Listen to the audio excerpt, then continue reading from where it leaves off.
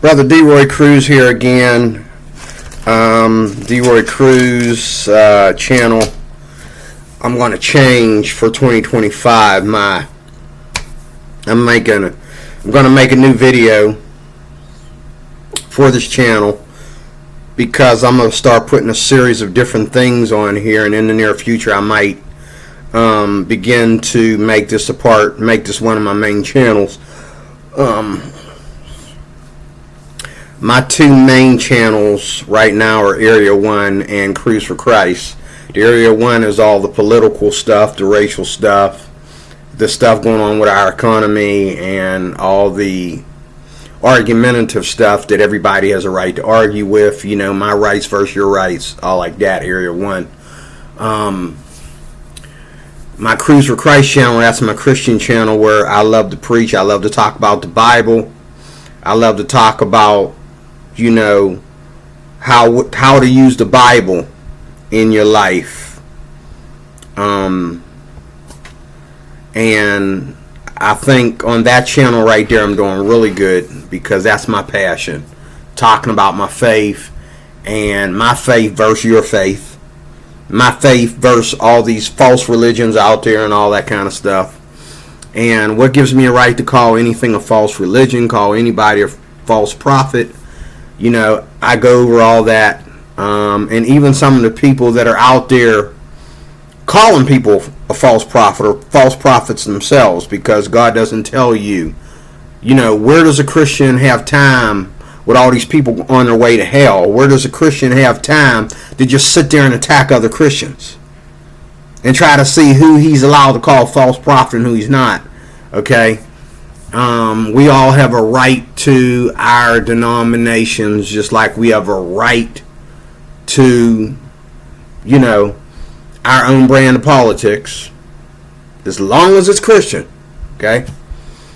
And then I have an art and music channel, which needs a lot of work because it's kind of over my head right now because I haven't been practicing either one, my art, my music, and, you know, I am doing better on my diet. That's on that channel too. You know, that channel's for eating and traveling, and I haven't been able to travel like I wanted to. I think I need to post my Facebook material on that channel, because I've been to New York not too long ago, Allentown, Philadelphia, Harrisburg. I've been back and forth a lot to Altoona, Pennsylvania, because Altoona is only 2 hours away from here. I've been back and forth there doing Uber and Lyft there and everything else. I've been back and forth to Altoona like crazy. Altoona is like my second home. And I have pictures and videos, and I need to post them on my music and adventure channel, music, art, and adventure. That's what I'm gonna call it: music, art, health, and adventure. Now, I'm gonna change the channel. I'm gonna change all these channel names. I mean, all these channel videos, these introduction videos for each of my channels. It's time to change them. I mean, I'm even living in a different home than I was when I started each of these channels. So everything's different, and I'm older, I'm more mature. You know, I need to change everything. I'm going to be doing that this month, Lord willing. This is part 2 of, this right here is part 2 of, do you need to leave home? What if you never have to leave your house in order to make money? What if you only have to leave your house to go to 2 places? For pleasure, or 3 places: pleasure, shopping, and the bank. Okay? Now, all that to me is a pleasure. If you're making your money in the privacy of your home, or if you're making your money through something like Uber and Lyft, to me, going shopping is a pleasure. You're shopping while you're out there working if you're doing Uber and Lyft. You're shopping while you're working. When I was doing Uber and Lyft, I would travel all over the place, not just Pittsburgh. I've been to Altoona, I've been to Harrisburg, I've been to Erie doing Uber. I've been all the way out to Ohio, 2 places in Ohio and 2 places in West Virginia. One place I went in West Virginia, man, I thought I was never going to get out of that countryside. There was all kinds of roads closed, and you see nothing but rain and green. I thought I was going to end up, I was thinking to myself, what if there's a forest fire? I have no idea how to get out of here. But thank God for the Uber app. First of all, being a driver app. Thank God for all the drivers apps. Thank God for the internet. Because back in the day, I'd have never got out of here. I got lost in West Virginia after doing an Uber trip. And all I wanted to do was turn around. And the more I tried to turn around, the more back in the woods I went. Because you turn around. Because like here in Pennsylvania, it may take you longer. But if you go, like let's say you get lost left. And you remember that you made a left. What you do is you make the next left. And you keep on making lefts until something, become familiar. Now, if you're doing anything like going around a crop field or a river, a lake, or a pond or something, that pond or that river, that lake or whatever, lets you know that you are making a complete left. If you're going around a city and you can see the city on your left, or you're crossing a bridge and you see the other bridge on your left that you got to cross that one too, you know that you are headed back to where you began, or at least close to it. And then after you get close enough to it, then you can put your brains, you can let your IQ do some work to help you get exactly to where you left off. Or you can stop and ask somebody. I hate to do that. I'm lazy about that. My ex-wife used to yell at me for not wanting to do that. But then she would get mad because I would ask somebody and then we would both forget what he said or what she said. And now we circle around again. But here in Pennsylvania, and that's another reason why I love my state, the way the roads are is a lot of times if you got lost on your right side of the road, you can keep on making rights till you get your way back. Left side, you can keep making lefts till you get your way back. A lot of these other states, you can't do that. You can't do that in Ohio. Okay? Not in the country part of Ohio. And you can't do that in West Virginia. The 2 states. Oh, my Lord. But thank God I stopped being lazy. And I lost reception while I was in West Virginia, back in the woods. And I finally was able to get myself to a place where I was getting reception. And I think I had to get out of my Uber or Lyft app and go to like regular Google Maps or Waze. Waze is my favorite. Go to Waze. It was Waze that got me out of there. Okay, and Waze is really good for when you got to make a whole bunch of lefts, rights, left, rights out in the country. Waze is good for that. That's your stock and trade, baby.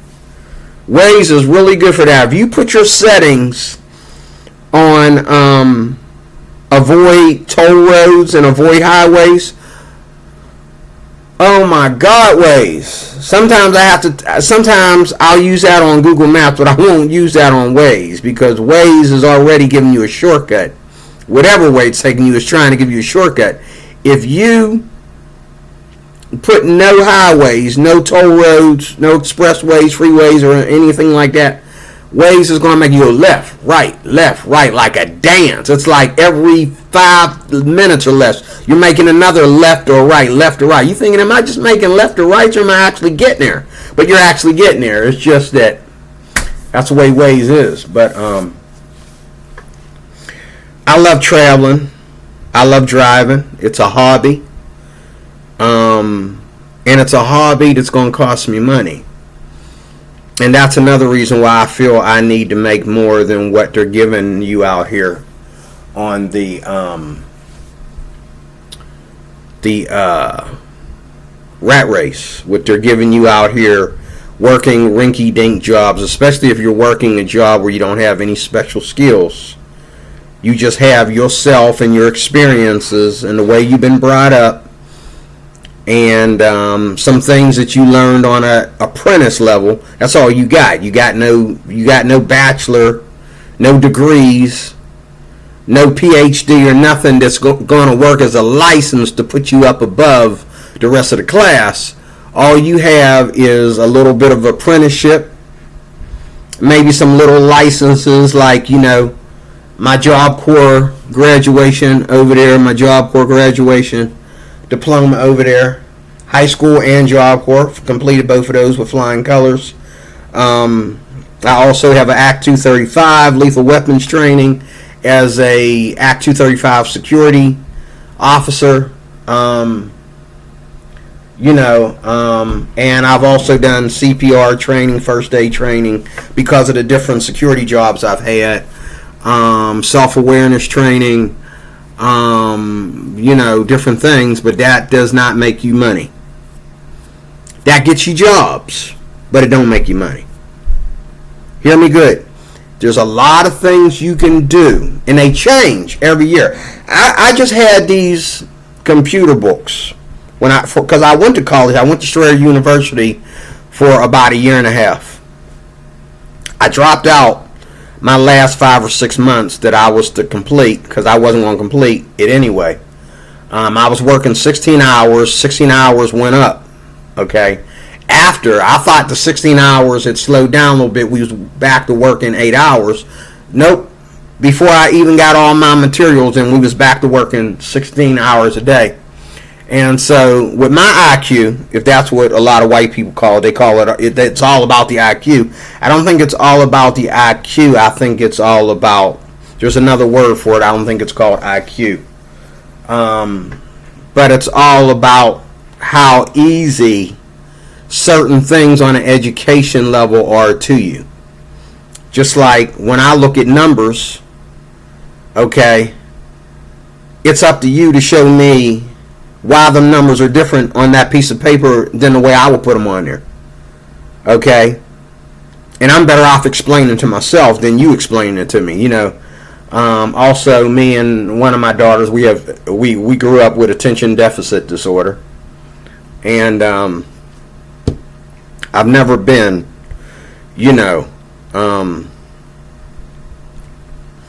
I've never been a educational person. I mean, I graduated high school on time. One of my daughters didn't make it so well, but she did go back to summer school after high school, after she was supposed to graduate and finish her summer school so that she could get her diploma, but she didn't make it to the prom. She didn't make it to the graduation. I made it to the graduation, and I left the prom early, okay? Because even after walking off that stage in my cap and gown, the prom was depressing, okay? Wasn't nothing but a bunch of fornicators in there and a bunch of bullies in there. Fornicators and bullies in there, So me and some guys, some nerdy guys that didn't fit in, we left the prom early. Almost got bit by a German Shepherd because we went to this after prom that was more for the ghetto-fied people. And we went up there to this place, and we almost got bit by a German Shepherd going up there because the place where we were supposed to go was behind the place where the German Shepherd lived. And he was loose, and he was, It's funny how I was less afraid of certain things back then than I am as an adult. Like,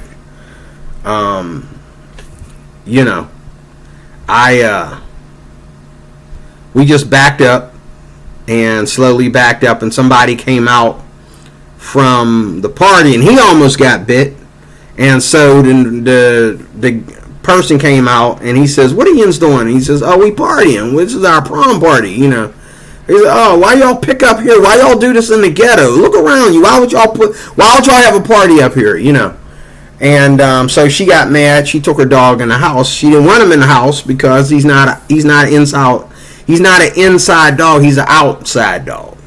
They keep him outside, you know. So he's not really a pet. He's more of a watchdog, you know. You see a lot of that in the ghetto. That's another reason why I don't live in. That's why another reason why I hate the ghetto, you know, because you go to these white neighborhoods, people have, whether the dog is a pit bull, a German shepherd, or whatever he is, he's a pet. He's an inside the house pet. Okay? Now, when it comes to especially large dogs, I really don't recommend they're in the house 24/7. Maybe once a day. But smelling up my house, and don't tell me that, oh, you can just bathe the dog enough times a week or something. No. Dog is a dog. He makes you smell like a dog. He makes your house smell like a dog. Especially if he's in there all day. He's laying on you all day. He's on your furniture all day. Somebody that don't own a dog is going to back up off your door when they knock on it, because the first thing they're going to smell is that dog. And they're going to know what dog that is. They know that smells like a German shepherd. That smells like a Rottweiler. I've asked people. I've gotten in the back of Uber cars, you know, and I'm like, "Do you own a Rottweiler?" And he's like, "Yeah, he's a Rottweiler German Shepherd mix." I'm like, "Okay. I can tell." And he's like, "Wow, it's all over your car." Okay. I'm sorry, I apologize. I says, "It's okay. That's why I stopped owning dogs." Okay, because you don't know this. You become immune to the smell, but somebody that's like, you know, not dog prone, okay, or someone that's I don't know if to call it dog proof or not dog proof.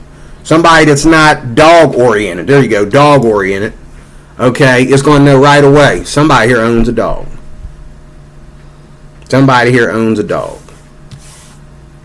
Okay. And that's another video.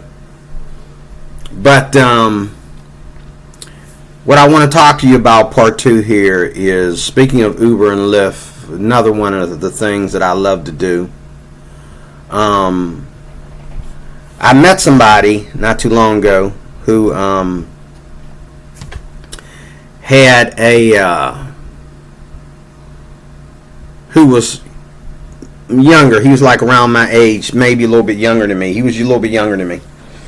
And, you know, I'm the kind of guy, like, whether I'm a passenger or the driver, I love to talk to the person I'm in the car with. It's very, very, to me, it's very uncomfortable, and I hate the feeling of being in a car with somebody that just wants complete silence. That bothers me. But that's one of them things that when you're doing this for a job, okay, you suck them to that, okay. But I remember when I used to ride one of my neighbors around. The dude was as ghetto as I don't know what. He's just trash. He was a bum. And he had the nerve to get in my car and look at me like, "Will you please shut up?" And after, you know, I was taking him around because he's kind of thuggish looking. He's kind of like ghetto, you know. And, you know, the guy, you know, my wife was running the jitney service. But when it came to being in the car alone with a man alone, she would ask me to do the trip, and I would do the trip for her, and she would give me a cut, you know, a tip out of the money. You know, I made the money for the family, so I let her have that to herself. But sometimes she would give me a tip because I would moan and groan about it.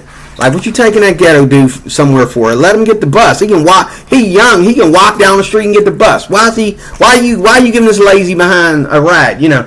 But, you know, this was her little extra, you know, little extra gig to make money. And so, you know, this dude got in my car a couple times. About 3 times I rode this boy somewhere, and every time he just had that like attitude, like, dude, I don't really. He didn't say that, but you could tell it was written on him, like, I don't really care about talking to you, little nerdy dumb behind like, I don't really care. And he would just look at me sometimes like, are you talking? Like, you know what I mean? Just drive, man. You could see it all over him. I didn't like his attitude. So I stopped riding, and I told my ex, I said, I'm not taking him nowhere else, and neither are you. She was mad because that's her money, but I said, we ain't take. He's ghetto. He's ghetto. He's wretched. He's an idiot. He's stupid. And very inconsiderate. He got a bad attitude. I don't want to deal with him.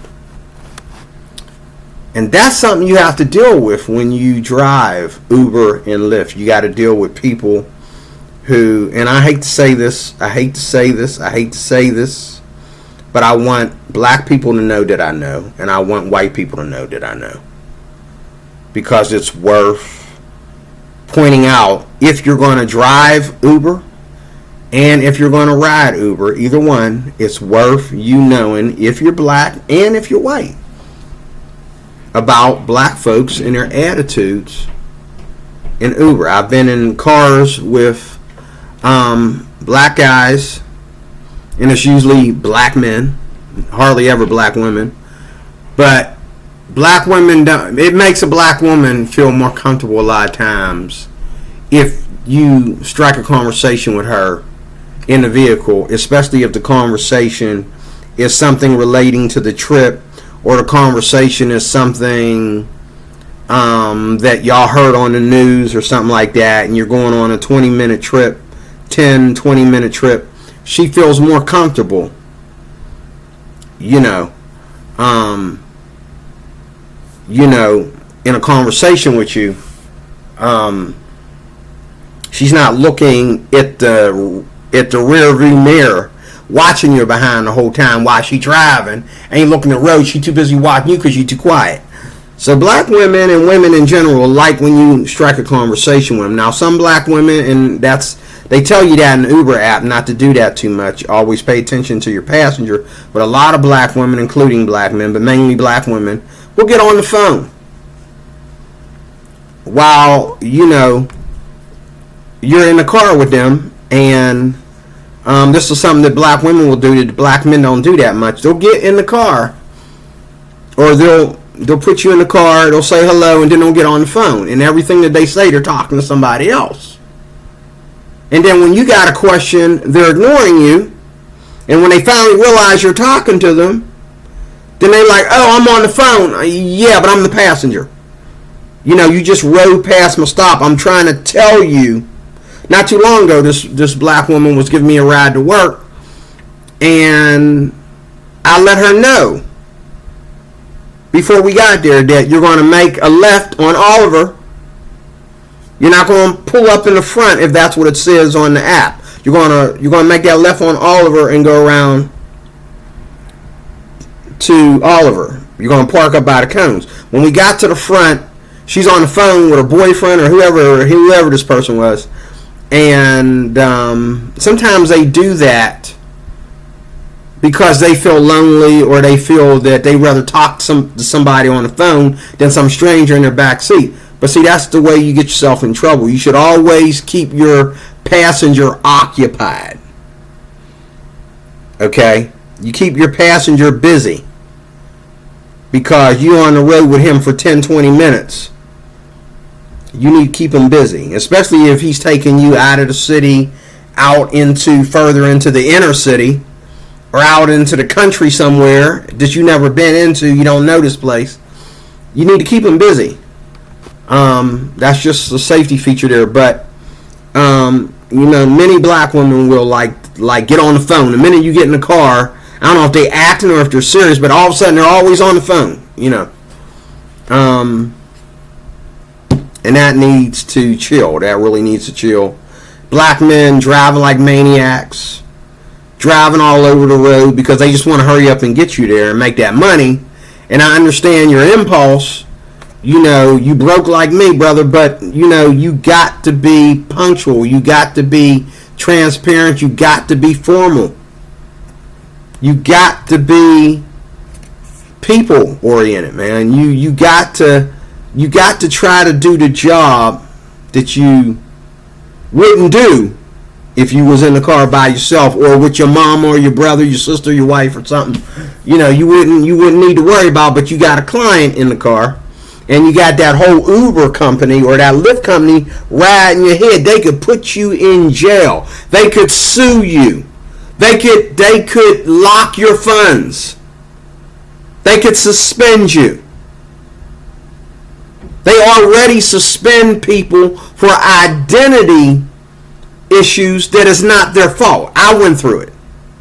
Now only Uber put me through that. Lyft didn't put me through that. And I'm thinking, if Uber and Lyft have the same information, how does Uber have 4 or 5 different emails with my name linked to them that ain't mine? Only one of those is mine. And Lyft doesn't. The same car, make and model, insurance, social security number, internet number, email address, the same Google account, everything is all the same with Uber and Lyft. But Uber, and I found out when they did this, a lot of people at the same time I went through, I thought it was just me. I thought they were trying to find a way to punish me or suspend me for a while secretly because of an incident I had where, I didn't get a woman to her destination on time, and it was actually Uber's fault because they gave me the wrong directions to the place, and she was already mad because she didn't like the way the Uber app was getting me there, just to find out that they ain't taking her where she said she's supposed to go anyway. And she was a whole 10 minutes away from where she actually needed to be. And she jumped all over me about it. And I says, well, you're going to need to talk to Uber about that. I'm going to talk to Uber about that, ma'am. But, and they're always black. They're always black. If they lose it, they're always black. I mean, white people will correct me real fast. Like, hold up, sir. You already passed it once. Let's try not to pass it again. Let me help you out a little bit, and sometimes you think they're being a smart aleck, but when you compare different people, and their genealogy, you can see where, you can bet on white. You can bet on white, because they may let you know. They might start talking to you like you a slave. But they don't lose it. They don't lose it and start acting like you kidnapped them. Okay? Or act like they kidnapping you, asking to see your credentials and all this garbage like some black folks put me through on Uber. So especially Uber. Lyft doesn't have some of the issues that Uber has, but Lyft makes less money and charges more money for trips, and Lyft has a smaller surge. Their areas are all over the place instead of connected, whereas Uber's been around longer and Uber's got more invested into it and more things invested into it, so everything's connected, But there are places that are almost strictly Lyft that has nothing to do with Uber, like when I go out to Westmoreland County here in Pennsylvania, the place where I raised my kids and where I was married and raised my kids at. Okay, I can go out there and get plenty of rides. There's not a lot of Lyft drivers out there, number one, and there's for some reason Uber isn't big out there. Uber doesn't have a big account out there. Now you can call Uber out there, and there's plenty of people. But they're not coming into that part where I usually am. They're coming from closer to Pittsburgh somewhere or something like that to come get you, which might cost you. But, that's Lyft area out there. Believe it or not, even though Lyft has less trips, that all belongs to Lyft. Okay? Now, when you go to some of these small hit towns, like the one I'm getting ready to move into, which is a couple hours away from here, That's all Uber. You can hardly, barely ever use your Lyft app out there. That's all Uber. And that's not the city, that's the suburbs. But that's all Uber. And you can get a lot of Uber trips out there. Same thing with, I think, Harrisburg. Towns like Harrisburg and Erie. And I tested both my Lyft and my Uber app because they fixed my account. And so I was free to go back and use my Uber when I went to Erie. So when I went to Erie, I used both my Lyft app and my Uber app. They both work in Erie, but Uber more. Lyft has a small surge in Erie, Pennsylvania.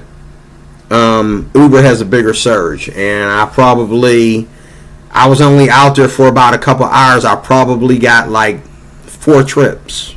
And that's pretty good for a small town, especially when you're only dealing with your small city. You're not dealing with what else is called Erie. You're not going all the way out to the peninsula. You're not going all the way out, into the more residential, country, suburban parts of Erie. You're staying within that little box. So that's amazing. I got 4 rides within 2 hours, That's good. Now, if that had been Pittsburgh, that would have been a little bit more slow. But because I was way out in Erie, that was pretty good for Uber. That's a real plus for Uber. And one of the trips I did was Lyft. So it took all day for that Lyft trip to come in, but it came in. And that's one of the things I love to do with Uber and Lyft. I like to get out of the top cities like Pittsburgh and Philadelphia and go and see what these inner cities, suburban cities and stuff like that are doing. And I know that like in Altoona, which is a small hit town, not too, a couple hours or so from here, I know that they have a good Uber account, very good Uber account out there. I went out there one day and I was already halfway there because Uber had me like going east. And when I realized what direction I was going, I looked at what was close. And I've been driving so long, I done drove like, I'm an hour outside of Pittsburgh, headed east to central Pennsylvania. So what I did was I decided to drive out to Altoona. That was the first time of me doing, Lyft or Uber out in Altoona. And this was before my account got suspended for a while because of identity crisis or whatever. I went out there and I was only out there and I decided to get a hotel out there, but I was out there for like 3 hours and I think I did about 9 trips. 8 or 9 trips I did. Yeah, about 8 or 9 trips I did. And everybody that got in my car was friendly and talkative. And I'm talking black folks too. Totally different than the black folks here in Pittsburgh. These black folks in Altoona are the sweetest, kindest, you know what I'm saying? And, one couple I had, it was like being in another country. The wife was biracial and the husband was white and the kids were biracial. And we talked about everything under the sun. And it was so nice to take them out and see a part of Altoona that if I wasn't doing Uber, I would have never found this beautiful place. Now here are black people that are living in subsidized housing that got family out in the uppity up, way out in the woods of Altoona in some of the most beautiful neighborhoods I've seen anywhere around the Pittsburgh area. And it's kind of like Upper St. Clair back in there, you know what I'm saying? Beautiful. But even more, cleaner than even Upper St. Clair. More, a little bit more country. And the homes were just beautiful. And that's what I love about Altoona. It's a combination of All races out there, especially black and white. Now, I think there might be a small number of Asians out there, but I did see Asians out there when I was out there twice. I've been out there like 6 times while I was doing Uber and Lyft. But there's a lot of mixed race, a lot of Indians, certain small number of Asians, a lot of white. This is a predominantly white area. And the next number after that is black. And then there's a certain small point of Asians, I think is a little bit over 10. And there's Indians, which might be more than that. And then there's a little bit more than that. Then there's some Spanish. I've seen Spanish out there. Puerto Ricans, per se. Beautiful small town. And everybody, like here in Pittsburgh, black folks are black folks. But out there in Altoona, all black folks are different. And every black person that got in my car, even the one that I picked up that just got out of prison, he was a gentleman. Told me everything I need to know. Told me everything he loved about Altoona. Told me about how God had mercy on him when he came up here in Altoona. Okay? Beautiful. It's a totally different world. It does matter where you live. Now, the reason for me talking about Uber and Lyft is because that is my other hustle. That is like having your own business. You work for yourself. There's nobody but Uber, but Lyft looking over your shoulder. And they really don't look over your shoulder. Most of what goes on, they take your word for it. Just like that lawsuit where that big heavy-set girl, that fat, obese girl, tried to charge Lyft a lawsuit. They probably suspended that guy for 2 days, long enough to see what was happening. And he's probably out on the road after 2 days. Probably a day or less, they told him to sit down and wait for further instructions. And I guarantee you, he was up and driving while she in court getting an attorney. He's out there driving, telling other fat people that you're too big for my car. You know what I'm saying? And so it is a good business. You're working for yourself. And in these last days, I think that, years ago, you couldn't make decent money. I mean, my mom being disabled drove, or she rode a lot of jitneys. She had a lot of men, and the reason why a lot of black people enjoy the jitney service because jitneys were run by black folks. There's hardly any white jitney drivers out there. They don't call themselves jitney. You get some white dude going around picking people up, he's going to turn it into his own business and make it legal and have it protected under all kinds of laws and insurances and all like that. But black folks, they call it a jitney service, and a lot of these jitney drivers were, just making money they can't live off of. But if something happened, you said the wrong thing, or there was a argument or something like that, you know what I'm saying?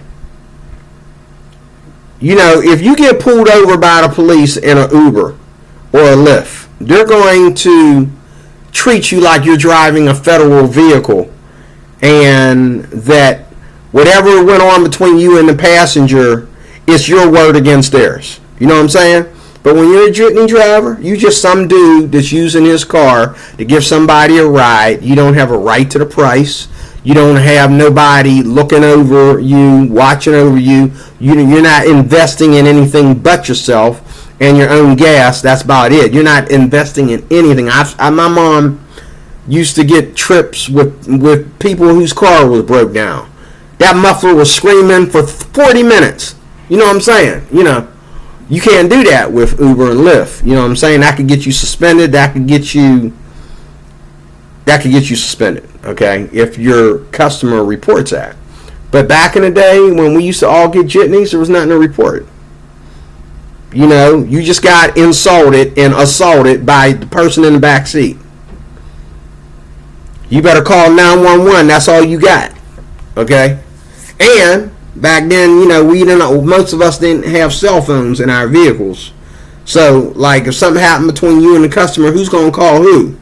Ain't either one of y'all gonna call nobody. Y'all got to get out of the car and go to the same payphone to call the police on each other. You know what I'm saying? You know. But here we are today. We done went from driving and beating all the cab companies and having an online business. It's an online business. You driving Uber or Lyft. It's an online business. It's all done online. Same thing with now you can do laundry, and it's an online business. You can do laundry as an online business. You can do prescriptions.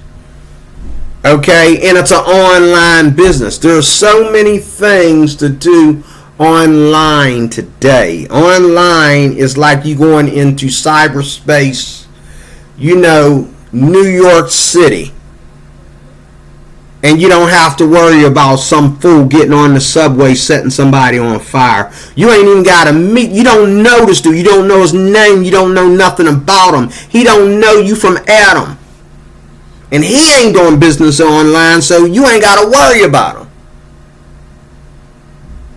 You know what I'm saying? You ain't got to deal with no thugs. Now, you might do Uber and Lyft like that one lady, and I think that was here in Pennsylvania somewhere, where that woman got killed. That woman got killed, and she begged for her life and gave him everything he wanted, and he still killed her. You know. And that's one of the reasons why I don't like driving at night. That's one of the reasons why, even though Lyft,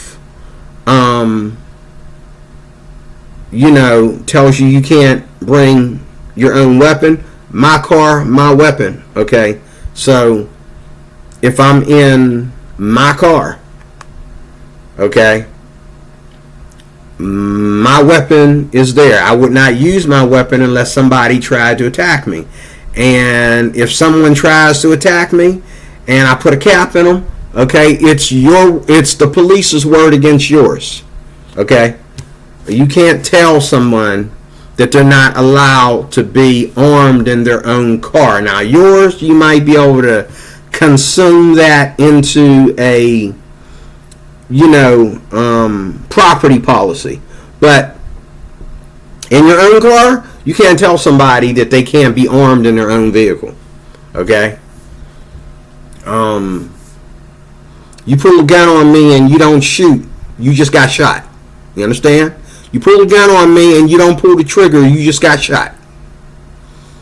Because if I have to pull mine, you take too long to pull that trigger, you just got shot. Don't threaten me with a gun, shoot me. Put me out of my misery, because if you threaten me, tick tock, 1, 2, 3, 4, boom, you just got shot.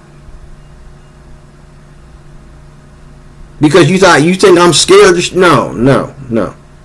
Because the way I feel about it, nobody has a right, physically, with their fists, a knife, gun, pepper spray, anything, has a right to touch you based on their need for something that they want from you, and you didn't just give it away because they demanded it, or because you got an argument with somebody in your own vehicle and they felt that they're going to punish you over an argument that they can't win. So they're going to try to control you by pulling out a knife or hitting you with something, or you just got shot. Okay.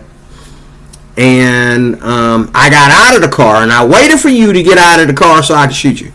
Because I don't want to get none of your blood in my car. But I could do it. Now, Uber and Lyft, they have You got to run into stuff like that, which I've never had. That I had a guy get in my car one time, and he wanted to see my credentials because the Uber app was taking him to a place where the building was going. The road was closed. The road was just a hillside now, and whatever buildings were there, it was gone. So I'm looking at the Uber app, and it's telling me of a building that's not there no more. And the road, after going around there 3 times, I told the dude, it looks like there's a road. He says, man, look, man, you trying to kidnap me? This dude the same age as me. He accused me of kidnapping him. I'm going to kidnap you and take you where, sir? And then he was like,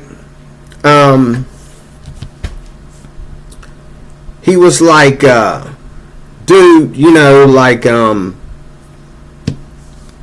about to get pissed off or whatever. I'm thinking, pissed off or no, you get too pissed off, you can just get out of my car and catch you another Uber here out in the woods.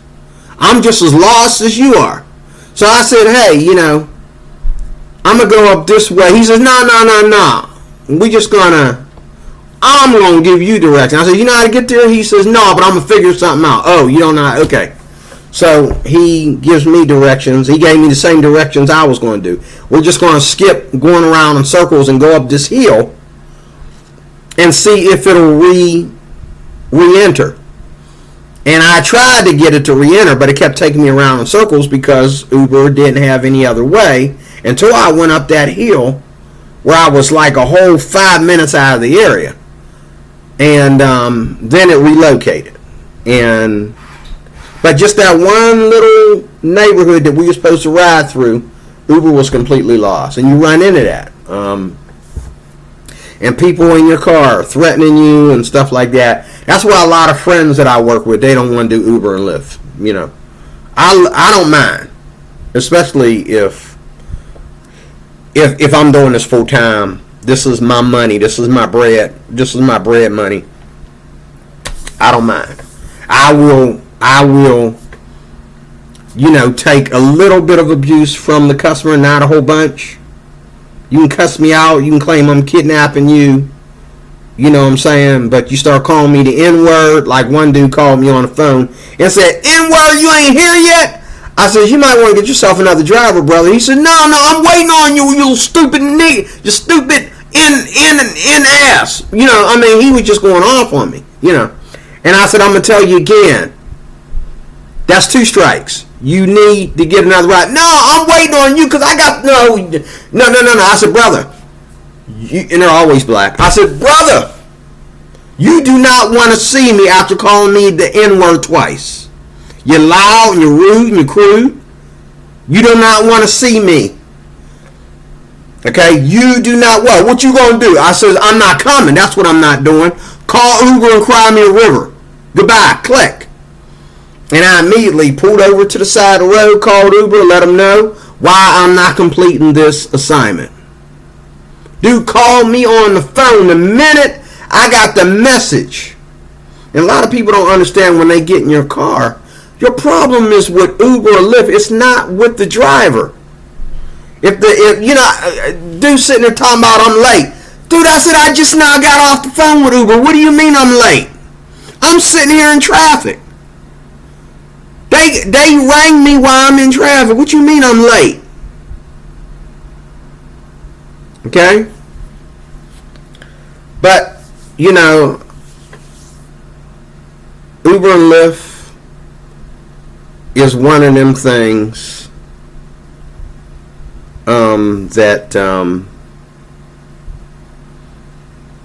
you could do it. I think it's better than riding the Port Authority bus, you know, the public transportation. I think it's better than that. And I've taken people to games and the parties on the weekends and stuff. I've been up to the golf course, the country club. I've been up in the mountains. I've been to some pretty places where I thought the wheels of my car was going to go off, but it was beautiful up there. It was beautiful up there in those mountains and stuff. It's a beautiful adventure. If you love driving, if you love that kind of customer service, that kind of customer service, that kind of customer service, if you love driving, if you love using that as a service to help your community, if you want to make your own money. Now, people complain about the investments. I seen this lazy cracker get on here yesterday talking about, oh, I'm not going to get a small car. They tried to sell me a small car, okay, because it was cheaper and blah, blah, blah. And then he's complaining about how much money it's costing him for the car and how much money he's going to get from the customer. And I'm thinking, you idiot. Obviously, you don't. Let me tell you something. If you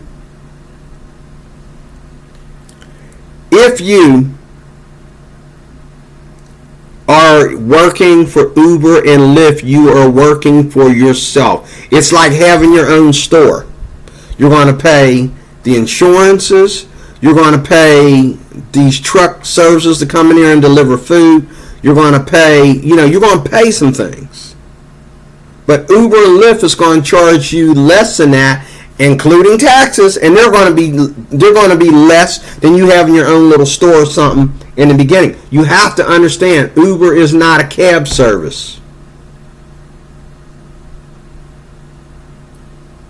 Uber is you running your own cab service out of your own car, and even if you use their car, even if you buy your car or rent your car from them, you are allowed to turn down trips. You are allowed to make your own schedule. You are allowed to, even have your own clientele, okay? I remember, I went over to Oakmont, and there was this black woman up there that lived in Verona, which is like right above the hill in Oakmont. And I like Oakmont. So the girl was very, very nice, and you could tell, and she tried to buy me like some chicken as a tip, and that chicken was awesome. I could tell. I could smell it. I could tell. This is the best chicken in Oakmont, okay? She tried to buy me some chicken because she didn't have money to give me a tip, but she was going to get all this chicken, and she ain't going to eat it all. And I told her, no, that's all right. I think I might have did let her give me a couple wings on a napkin. I'm not sure. But this black girl was very nice. She wanted to give me some of her chicken. I forget whether I took some of her chicken or not. I think she kept on asking me to take it. I finally found a napkin in my car and had her put 2 wings on a napkin. That chicken was awesome. Whether I ate it or not, I know it was awesome because I ate it somewhere else before. But she wanted me to do a trip where she forgot her wallet or she forgot something. And so being she left something at home, she had me stop somewhere nearby her original place where she was going, so she just go by what she left at home instead of having me going all the way back up that that brick hill. And she says, I'll give you some of my chicken. And I was like, you ain't got to do that. I want your chicken, But when she came out with it, it was like, whoa, that's some good chicken, And that chicken was pricey, okay? It's good stuff. And it's a place that I realized is another lovely thing about Uber and Lyft. I never knew that chicken place was there in Oakmont. It was right across the parking lot from McDonald's. And I mean, it was a bar and grill place. Oh my goodness. And I'm like, I'm seeing all kinds of people of all kinds of races going in and out of there grabbing chicken. They was buying more chicken than they was buying beer. They got all these bags of chicken, but they got one or two little beers to go with it. I'm like, wow, it's all about the chicken. Lady was very nice. I took her to 2 stops for her one. She's supposed to only get 1 stop. I took her 3 because I took her home too, so that was 3 stops. But the stop in the middle was free because she was such a nice lady and all like that. And when we got to the last stop, which was finally the chicken place, where she went next door to her job to get her chicken that she ordered or whatever. She worked down there too. She tried to offer me her chicken, and I think I turned it down. I'm not sure, because somebody else offered me chicken before too, and They were single and all by themselves, and they had a kid or something, and they offered me some chicken. They kept on begging me and begging me, and I took it. I don't know if it was her or not, but you're going to do that sometimes. You're going to go above and beyond for your customer. And I don't mind, as long as, I've had people get in my car and they didn't know how to operate their Uber or Lyft, and we went to the wrong address, and they says, well, you can take me home, all the way home, or I can get out here and call another Uber. You want me to get out here and call an Uber? They were willing to go to policy. And I says, if you can find out where you're going while you're sitting in my car, and you can find it out within a couple minutes or less, I'll just go on and take you there, and hopefully they'll, But I took them there, and Uber had already paid me for, So, we called it a drop off, but then I took them where they actually had to go, and they didn't know until we had been on the highway a while that we were way outside the way, but they got their wrong address. The addresses were identical, but the areas and the zip codes were different.